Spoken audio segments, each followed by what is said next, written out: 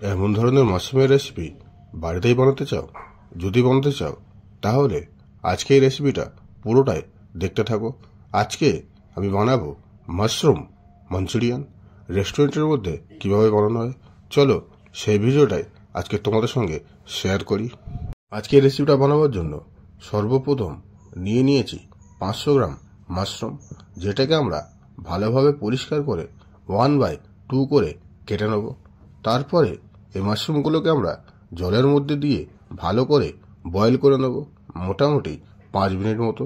মাশরুমগুলো যখন বয়েল হয়ে যাবে তখন আমরা এই মাশরুমগুলোকে বরফ জলের মধ্যে দিয়ে দেব, কারণ বেশি বয়েল হয়ে গেলে আবার মাশরুমগুলো ভাজলে ক্রাঞ্চিনেস আসবে না।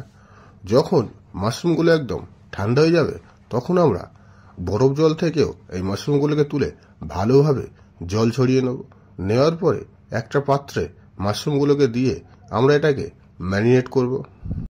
ম্যারিনেট করার জন্য এর মধ্যে আমরা দিয়ে দেবো 1 চামচ ময়দা, আর দেব পরিমাণ মতো লবণ, সঙ্গে দেব 1/2 চামচ গুঁড়ো লঙ্কা, আর দিতে হবে 2 চামচ মতো কর্নফ্লাওয়ার। ময়দার থেকে কর্নফ্লাওয়ারটা ভাগে বেশি রাখতে হবে। তারপরে আমরা এই মাশরুমগুলোকে ময়দা আর কর্নফ্লাওয়ারের মধ্যে ভালোভাবে মাখিয়ে কোটিং করে নেব। সামান্য পরিমাণে জলের ছিটাও এখানে ব্যবহার করতে হবে। তারপরে এমনভাবে নাড়াচড়া করলেই রেডি হয়ে যাবে আমাদের মাশরুম মাঞ্চুরিয়ানের পকোড়া। এই পকোড়াগুলোকে আমরা ভালোভাবে ডিপ ফ্রাই করে নেব। তা ডিপ ফ্রাই করার জন্য চুলার মধ্যে আগে থেকে আমরা তেল গরম করে রেখেছিলাম, তার মধ্যে আমরা এই মাশরুমগুলোকে ছেড়ে মোটামুটি 3-4 মিনিট হাই ফ্লেমে ভেজে নেব।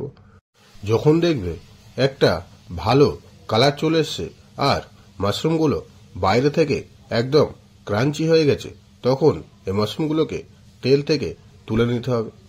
পকোড়াগুলো রেডি হয়ে যাওয়ার পরে আমরা এখানে একটা সস রেডি করব। তো একটা সস রেডি করার জন্য আমরা চুলার মধ্যে একটা ফ্রাই প্যান বসিয়ে নেব। তার মধ্যে দিয়ে দেবো 50 গ্রাম মতো রিফাইন তেল।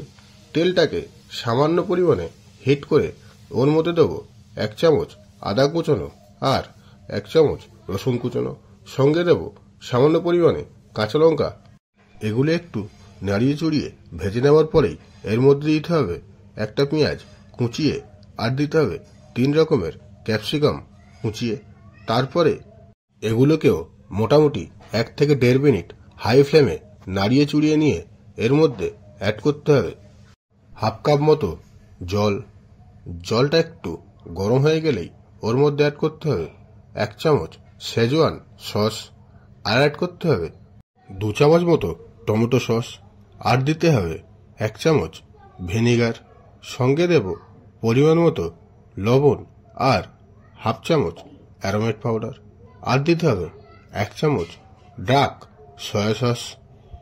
সব রকমের মশলা অ্যাড করার পরে গ্যাসের চুলাটা হাই করে মোটামুটি 1 থেকে 1.5 মিনিট নেড়ে চুড়ে নিতে হবে। নাড়তে নাড়তে যখন দেখবেন মশলাটা পুরো রেডি হয়ে গেছে আর জলটা সামান্য পরিমাণে শুকিয়ে গেছে, তখন এর মধ্যে অ্যাড করতে হবে ভেজে রাখা মাশরুমের পকোড়াগুলোকে অ্যাড করার পরে মোটামুটি 1 মিনিট মতো হাই ফ্লেমে ভালোভাবে নেড়ে নিতে হবে। নেড়ে নেওয়ার পরে ওর মধ্যে দিতে হবে কেটে রাখা স্প্রিং অনিয়নটা অ্যাড করার পরে 30 সেকেন্ড মতো নেড়ে চুড়ে নিলেই রেডি হয়ে যাবে আমাদের আজকের রেসিপি মাশরুম মাঞ্চুরিয়ান। আজকের এই রেসিপিটা তোমাদের যদি ভালো লাগে তাহলে একটা লাইক অবশ্যই করে দিও।